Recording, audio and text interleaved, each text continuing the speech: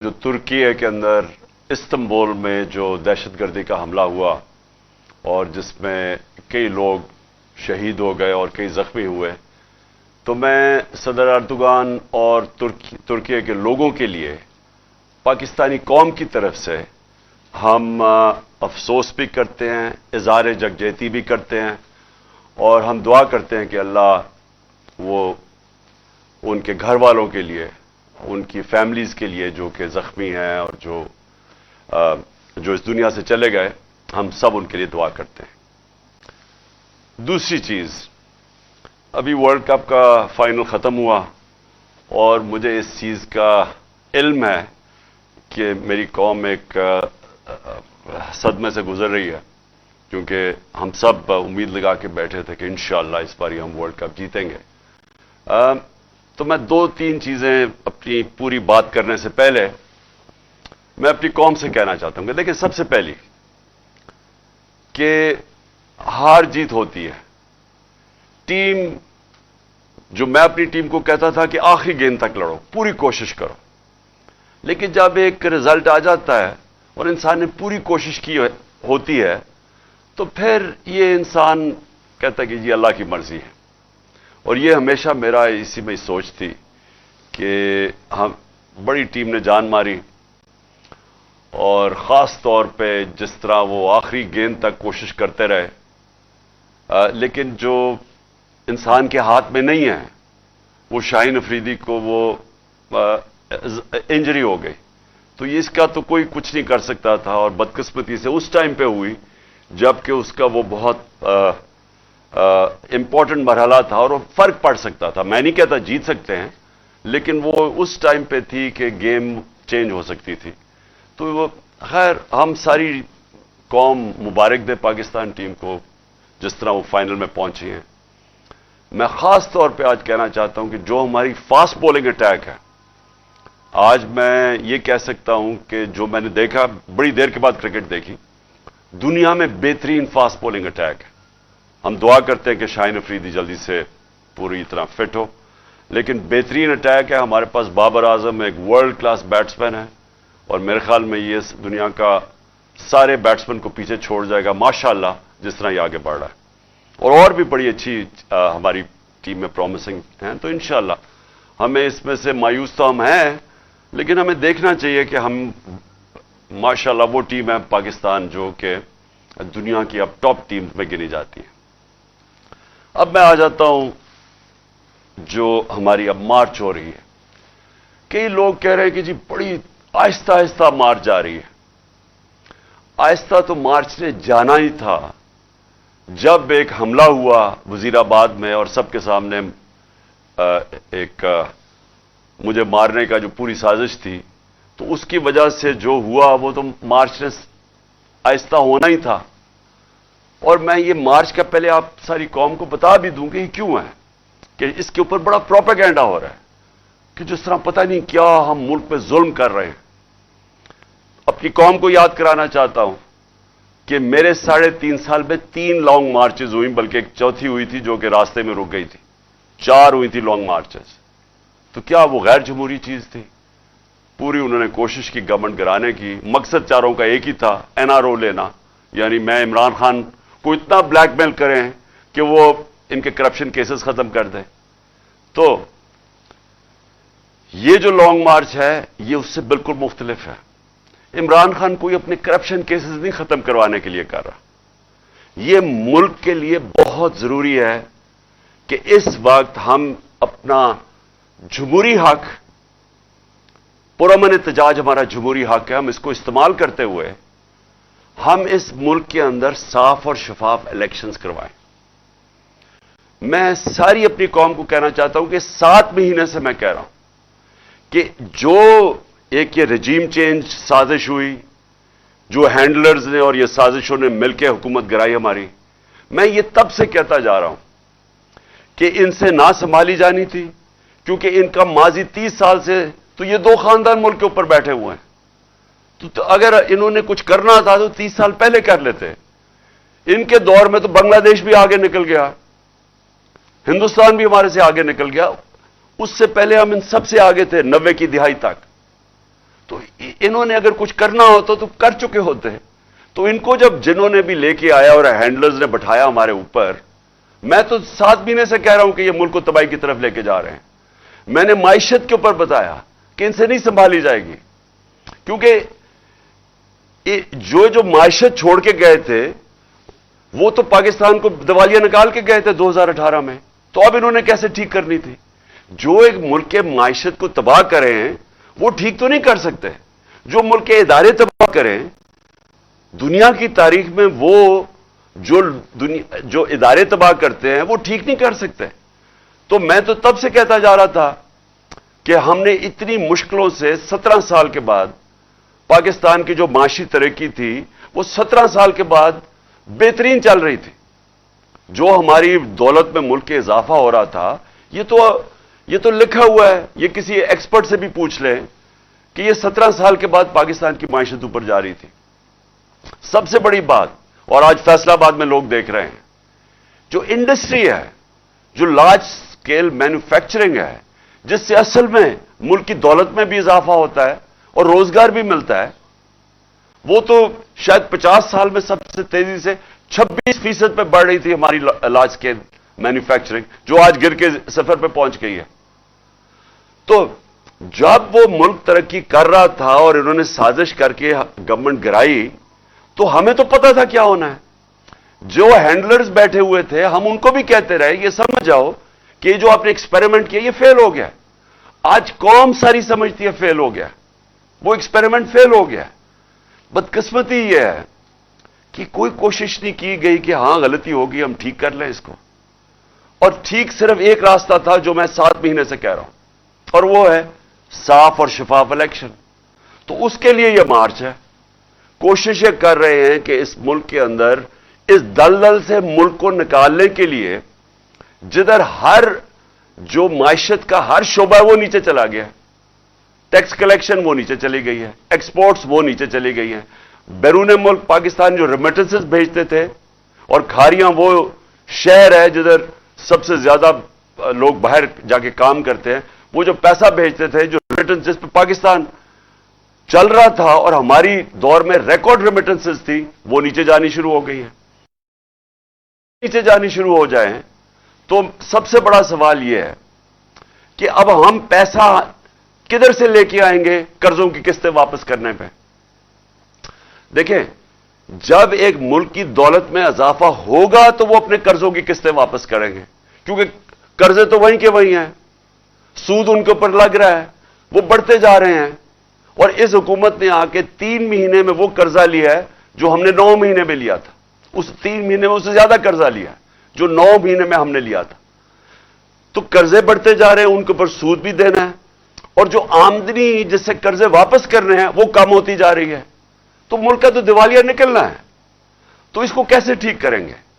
میں یہ کوئی آج معیشت کا ایکسپرٹ ہو, جو سیاست کا ایکسپرٹ ہو, جو ویسے کوئی دانشور ہو, میں چیلنج کرتا ہوں کہ ایک مجھے آدمی بتا دے پاکستان میں جو آج یہ سمجھتا ہے کہ صاف اور شفاف الیکشن کے بغیر ہم اس ملک کو اس دلدل سے نکال سکتے ہیں.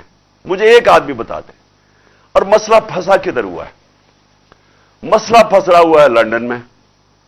لندن میں کیا مسئلہ پھنسا ہوا ہے کہ جو لندن میں مفرور جو سپریم کورٹ کی جے آئی ٹی کے بعد 2-2.5 سال کے بعد کنوکٹ ہوا ہے, سزا یافتہ ہے, جھوٹ بول کے جو باہر بھاگا ہوا ہے لندن میں بیٹھا ہوا ہے, اب وہ فیصلہ کر رہا ہے. اور وہ فیصلہ یہ کر رہا ہے کہ الیکشن, کیونکہ الیکشن میں وہ ہار جائے گا اس لیے الیکشن نہیں کروانے.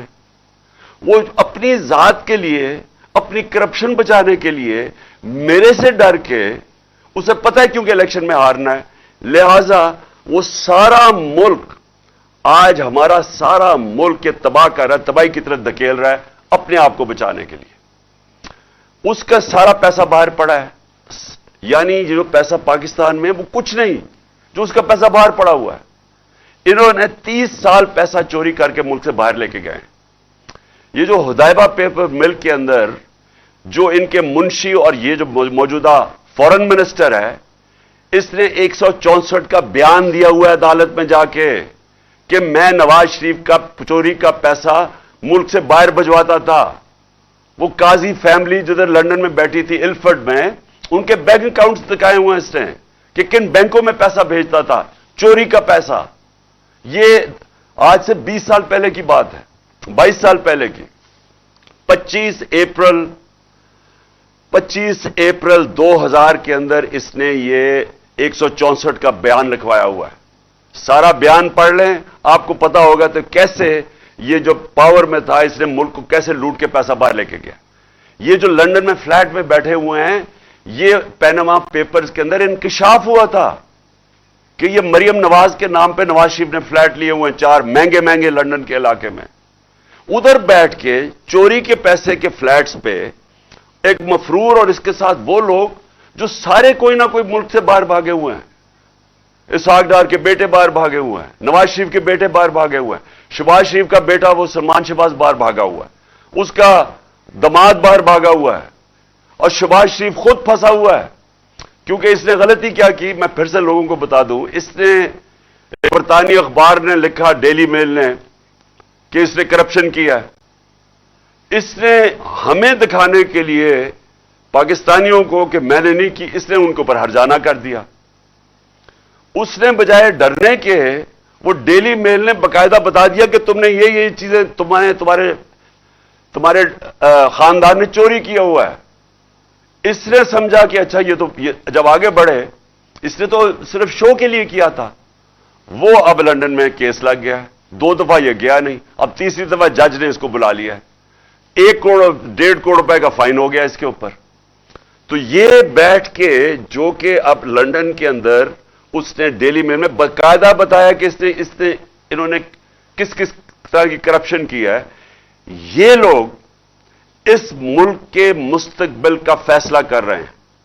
یہ بیٹھ کے فیصلہ کر رہے ہیں کہ آرمی چیف کون بنے گا. یعنی وہ لوگ جنہوں نے زندگی میں کوئی دیانتداری سے آج تک فیصلہ نہیں کیا, ایک آدمی میرٹ پہ نہیں رکھا, ان کے خاندان سب سے پہلے آتا ہے پھر میرٹ آتی ہے. انہوں نے وہ لوگوں کو اوپر لے کے آئے آج تک جن کو یہ رشوت دے سکیں, جن کو منہ بند کروا سکیں. عہدوں کے اوپر دیکھیں, بڑے بڑے عہدوں کے اوپر یہ کون بٹھاتے ہیں, میرٹ پہ نہیں لوگ آتے ہیں. جنہوں نے میرٹ پہ کوئی کام ہی نہیں کیا اور مقصد صرف ایک ہوتا ہے کہ ہمارے چوری کا پیسہ بچے گا کیسے اور چوری ہم کریں گے تو روکے گا کون کیسے, وہ لوگ بٹھاتے ہیں. اب یہ پاکستان کے آرمی چیف کا فیصلہ کر رہا ہے لندن میں بیٹھ کے, اور یہ فیصلہ کر رہا ہے کہ کیونکہ الیکشن ہم جیت نہیں سکتے لہذا ہم نے الیکشن نہیں کروانا. باہر میں جائے پاکستان, ملک کی معیشت نیچے جائے, جو بھی ملک ہو جائے, ان کو کوئی فرق نہیں ہے کیونکہ لندن میں بیٹھا ہوا ہے, پیسے اس کے لندن میں ہیں.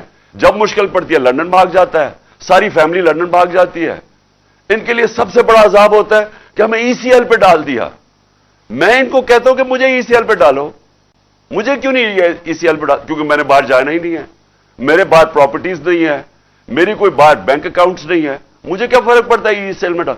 ان کے لیے عذاب ہو جاتا ہے, شاپنگ ادھر کرنی ہے, علاج ادھر کرنی ہے, عیدیں ادھر بنانی ہے, اور بزنسز ادھر کرنی ہے, انویسٹ ادھر کرنا ہے, اور ادھر پاکستانیوں کہہ رہے ہیں کہ پاکستان پیسہ بھیجو, اپنا سارا پیسہ باہر رکھا ہوا ہے. تو یہ سب سے پہلے لانگ مارچ کا یہ بھی مقصد ہے کہ قوم کو ہم جگائیں کہ ہو کیا رہا ہے ہماری قوم کے ساتھ. دیکھیں, ملک سمجھ جائیں, یہ پاکستان ملک 22 کروڑ کا ہے, اس کی 68% آبادی 28 سال کی عمر سے کم ہے. اگر ہم نے ان لوگوں کو صحیح آئینی طور طریقہ نہ سکھایا احتجاج کا, یہ سری لنکا کی طرف نکل جائیں گے. کیونکہ نوجوان تو اب سمجھ بیٹھا ہے, سوشل میڈیا پہ نوجوان آ گیا ہے. جتنا مرضی آپ میڈیا کو بند کریں, جتنے مرضی پابندی لگائیں, جتنا مرضی ڈرائیں ان صحافیوں کو, سوشل میڈیا تو چل رہا ہے اور نوجوان سارا سوشل میڈیا پہ ہے, اور ان میں شعور آ چکا ہے, اور وہ دیکھ رہے ہیں تماشا کیا ہو رہا ہے پاکستان سے. شکر کریں کہ ہم لانگ مارچ اور آئین کے بیچ میں رہتے ہوئے ہم اپنے سارا یہ جو اس عوام کا غصہ ہے وہ ہم اس طرح لے کے جا رہے ہیں, پرامن احتجاج پہ لے کے جا رہے ہیں. شکر کرنا چاہیے. 7 مہینے سے بار بار عوام آپ کو بتا رہی ہے, ساری قوم کو, کہ عوام نے یہ جو چوروں کو ہمارے اوپر مسلط کیا سازش کے تحت، قوم ان کو مسترد کر بیٹھی ہے. الیکشن میں یہ بتاتے ہیں، جو بائی الیکشن ہوتا ہے اس میں وہ بتاتے ہیں، جو جلسے ہیں کبھی ایسے ہوئے ہی نہیں ہیں. مارچ میں جب پبلک نکلی وہ بتا رہی ہے. سمجھا تھا کہ میرے بغیر کوئی نکلے گا نہیں، لانگ مارچ میں دیکھ لیں پبلک نکل رہی ہے. تو پبلک تو بتا رہی ہے کہ ہم یہ جو آپ نے سمجھا ہمیں بھیڑ بکریوں کی طرح، یہ بھیڑ بکری شعور والے لوگ ہیں اور یہ آپ کو ایک سگنل دے رہے ہیں. اور انشاءاللہ جب یہ مارچ پہنچے گی پنڈی، اور میں جب انشاءاللہ وہاں پہنچوں گا تو ساری قوم اب دیکھے گی، سارے پاکستان سے لوگ آ رہے ہیں پنڈی. اتنی کبھی پبلک نظر نہیں آئے گی اس ملک کی تاریخ میں جو آنے والی ہے پنڈی. اور وہ صرف ایک چیز کہہ رہی ہے، ہمیں بھیڑ بکریاں نہ سمجھو، ہم ان چوروں کو نہیں تسلیم کرتے. ہم الیکشن چاہتے ہیں، ہم فیصلہ کرنا چاہتے ہیں کہ اس ملک کی قیادت کون کرے گا.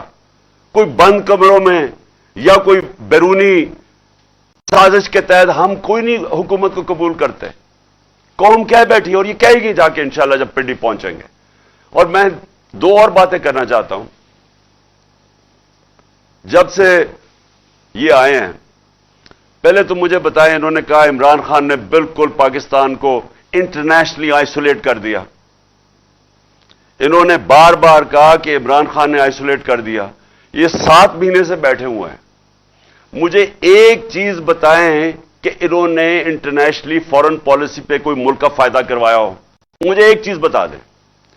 میں نے بڑا روکا ہوا تھا، بیرونی دورے میں نے بڑے دیکھ کے کرتا تھا. میں کسی بیرونی دورے پہ نہیں جاتا تھا جب تک میرے ملک کو فائدہ نہ ہو.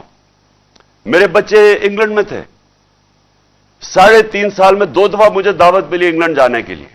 لیکن میں نے فیصلہ کیا کہ ان دوروں سے میرے ملک کو فائدہ نہیں ہے، میں نہیں گیا. نواز شریف 24 دفعہ نجی دورے کیے اس نے پرائم منسٹر ہوتے ہوئے برطانیہ کے. زرداری 50 دفعہ نجی پرائیویٹ دورے کیے اس نے دبئی کے. میں نے تو کوئی نہیں کیا. اور میں یہ پوچھنا چاہتا ہوں کہ انہوں نے 7 مہینے میں ان کی کیبنٹ، ان کے پارلیمنٹیرینز نے 3 گنا زیادہ دورے کیے جو ہم نے 3.5 سال میں نہیں کیا. پیسہ انہوں نے خرچ کیا، مہنگے مہنگے ہوٹلوں میں یہ ٹھہرے.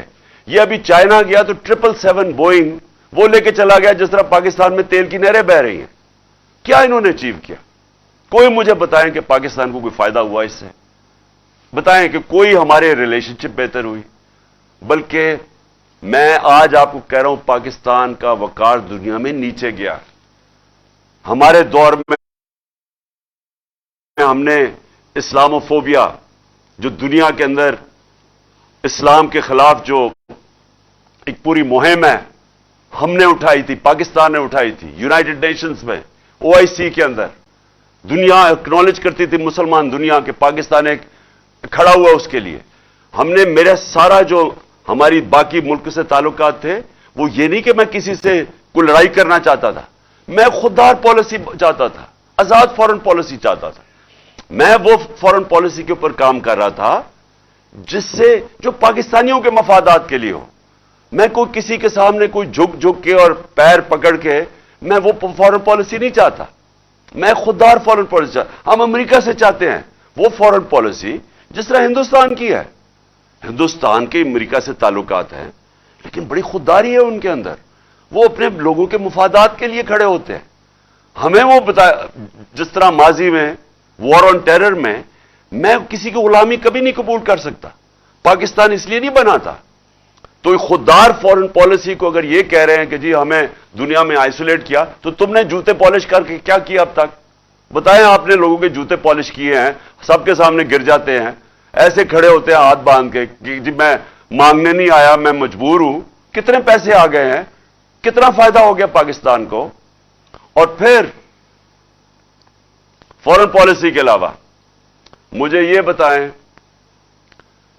کہ آج جدھر ہمارا ملک کھڑا ہے، میں ان سب سے آج پوچھتا ہوں، جدھر آج پاکستان کھڑا ہے، کیا کسی کے پاس راستہ ہے کہ جو ہمارا ملک معاشی طور پہ نیچے جا رہا ہے؟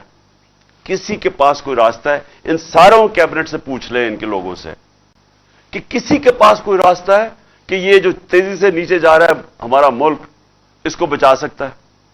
ہمارے جو بزنس کمیونٹی ہے، 88% بزنس مین نے کہا ہے کہ ہمیں پاکستان غلط راستے پہ جا رہا ہے. یعنی بزنس کمیونٹی کا ان کا کوئی ان کے اعتماد نہیں ہے حکومت کے اوپر.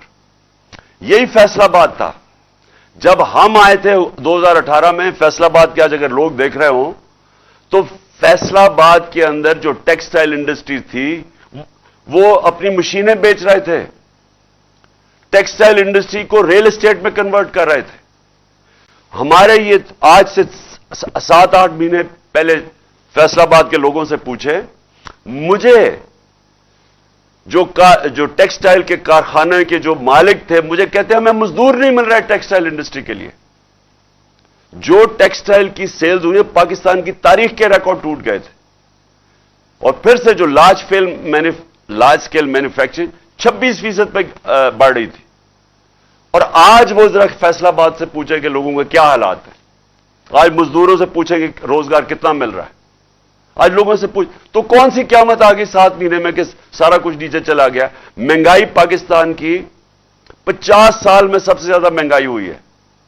تیل تو آج سستا ہے، ہمارے دور میں تو مہنگائی تیل کی وجہ سے تھی، بیرون ملک میں تیل کی قیمت اوپر گئی. تو آج مہنگائی کی کیا وجہ ہے؟ ہمارے دور سے تو زیادہ سستا ہے آج تیل. ہر چیز جو مہنگی ہوئی ہے کون ہے اس کا ذمہ دار؟ اور سوال میرا یہ ہے کہ اب یہ کیا کریں گے اسے نکالنے کے لیے؟ مہنگائی بھی بڑھ گئی، بے روزگاری بھی بڑھ گئی. اس ملک کے اندر جو کہ روزگار دینے کے لیے جو انڈسٹری ہے اس کے اندر بھی انویسٹمنٹ نہیں ہو رہی، وہ بھی لوگ پیچھے ہٹ گئے ہیں. بزنس مین کہہ رہے ہیں کہ ہمارے پاس کانفیڈنس، اعتماد ہی نہیں ہے، انویسٹ کیوں کریں؟ اور کیوں انویسٹ کریں؟ کسی کو پتہ ہی نہیں حکومت کتنی دیر چلے گی.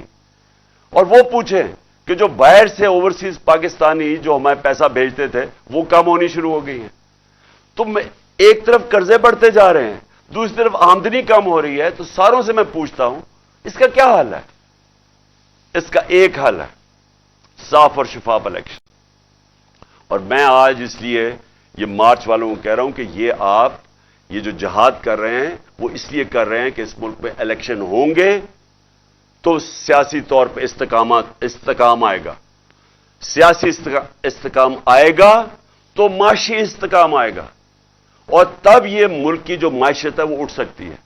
اور جتنی دیر یہ کھینچتے جا رہے ہیں، الیکشن نہیں کروا رہے ہیں، کیونکہ وہ جو لندن میں بیٹھا ہوا مجرم ہے وہ ڈرا ہوا الیکشن سے، اور وہ اپنے آپ کو بچانے کے لیے وہ ملک کو داؤ پہ لگا رہا ہے، ہمارے مستقبل کو داؤ پہ لگا رہا ہے. اور یہ وقت ہے کہ ہم ساری قوم کو میں کہہ رہا ہوں کہ اس میں شرکت کریں. دیکھیں، الیکشن صاف اور شفاف الیکشن ہمیں چاہیے اور ہمیں انصاف چاہیے. اور میں آخر میں اپنی عدلیہ سے پوچھنا چاہتا ہوں کہ ساری قوم آج آپ کی طرف دیکھ رہی ہے. میں اپنے ریسپیکٹڈ آنریبل چیف جسٹس سے کہنا چاہتا ہوں کہ قوم آج آپ کی طرف دیکھ رہی ہے. ابھی ساری قوم نے یہی دیکھا کہ انہوں نے پاکستان کا پرائم منسٹر نہیں دیکھا شہباز شریف. عدالت نے کہا پیش ہو، 8 دسمبر کو کہا کہ آگے عدالت میں پیش ہو. اس لیے وہ ملک آگے نکل جاتے ہیں. کوئی قانون سے اوپر نہیں ہے. یہاں اسی شہباز شریف کو سزا ہونے والی تھی.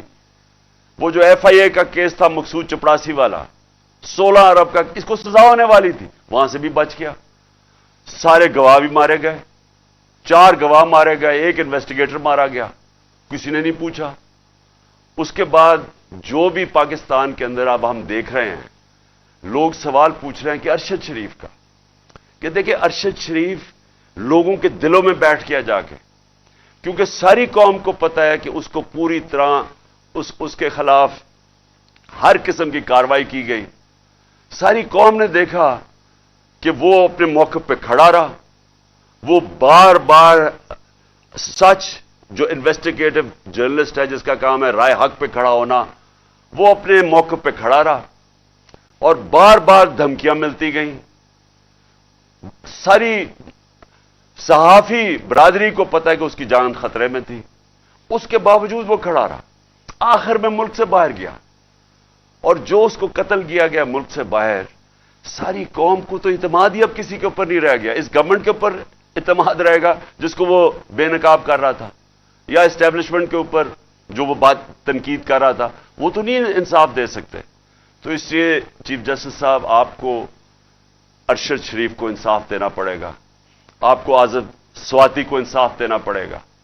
جو اعظم سواتی سے ہوا, ایک تو اس عمر کے آدمی کو ننگا کر کے تشدد کرنا, اس کو اس کے پوتے اور پوتیوں کے سامنے مارنا, اور اس کے بعد جو ویڈیو نکالی اور اس کی بیوی کو جو تہجد گزار, یہ اس کے بعد اگر اس ملک کے اندر ایک سینیٹر کو اس سے اتنا ظلم ہو اور انصاف نہ مل سکے, تو اس سارے عوام تو پہلے ہی سمجھتی ہے کہ اس طاقتور کے لیے قانون اور دوسرے کے لیے کمزور کے لیے دوسرا. تو یہ انتہا ہو جائے گی. اور اس لیے ہم چاہتے ہیں کہ اب ہماری عدالتیں اپنے آپ کو ایک اسرٹ کریں. Prime minister Pakistan, ex prime minister, سب سے بڑی پارٹی کا سربراہ, میں ایف آئی آر نہیں کٹوا سکتا. میرا حق ہے کہ میں فرسٹ انفارمیشن رپورٹ میں دوں, اس کے بعد انویسٹیگیشن ہو, اور وہ بھی آپ کے نیچے, اور پھر فیصلہ کرے کہ ہاں جو میں نے 3 نام لیے ہیں وہ ٹھیک ہے یا غلط ہے. لیکن میں ایف آئی آر نہیں لکھوا سکتا. اس سے زیادہ بڑا ظلم کیا ہو سکتا ہے؟ تو اگر میں نہیں لکھوا سکتا تو اس کا مطلب عام لوگ تو کچھ بھی نہیں کر سکتے. اس کا مطلب ان کی حیثیت ہی کوئی نہیں ہے عام لوگوں کی. یہ جو بیچارے آج کل بے روزگاری بڑھتی جا رہی ہے, لوگ ٹیلی فون کھینچ رہے ہیں, لوگ تنگ ہیں اس سے کہ چوریاں بڑھتی جا رہی ہیں, اسٹریٹ کرائم بڑھتی جا رہی ہے, کیونکہ ملک نیچے جا رہا ہے. جب بے روزگاری بڑھتی جائے گی, مہنگائی 50 سال میں سب سے زیادہ مہنگائی, 7 سالوں میں دگنی ہو گئی ہے مہنگائی. ہمیں کہتے تھے زیادہ مہنگائی ہے. تو جب مہنگائی بھی بڑھ رہی ہے, بے روزگاری بھی بڑھ رہی ہے, تو عام آدمی جب چوری کرے تو وہ جیل میں, اور جو سب سے طاقتور ڈاکو جو اربوں روپیہ چوری کر کے باہر لے کے جاتے ہیں وہ این آر او لے لیں. یہ قوم اس وقت آپ کی طرف دیکھ رہی ہے. کیس لگا ہوا ہے میرا عدالت کے اندر کہ یہ جو این آر او انہوں نے لیا ہے نیب امینڈمنٹس کے تحت, یہ تو دنیا میں کہیں کچھ سوچ نہیں سکتا کہ آپ اپنے قانون پاس کریں اور خود ہی اپنے آپ کو بچا لیں اس سے. تو اس لیے آخر میں اپنی سپریم کورٹ کے چیف جسٹس سے بڑے ریسپیکٹفلی اپنی قوم کی طرف سے آپ سے ریکویسٹ کرتا ہوں کہ یہ ٹائم ہے کہ پاکستان کی عدلیہ اب عوام کے ساتھ کھڑی ہو. یہ جو طاقتور اس ملک میں قانون کے اوپر ہیں, آپ ان کو قانون کے نیچے لے کے آئیں اور اس ملک کو حقیقی طور پہ آزاد کریں. پاکستان زندہ باد.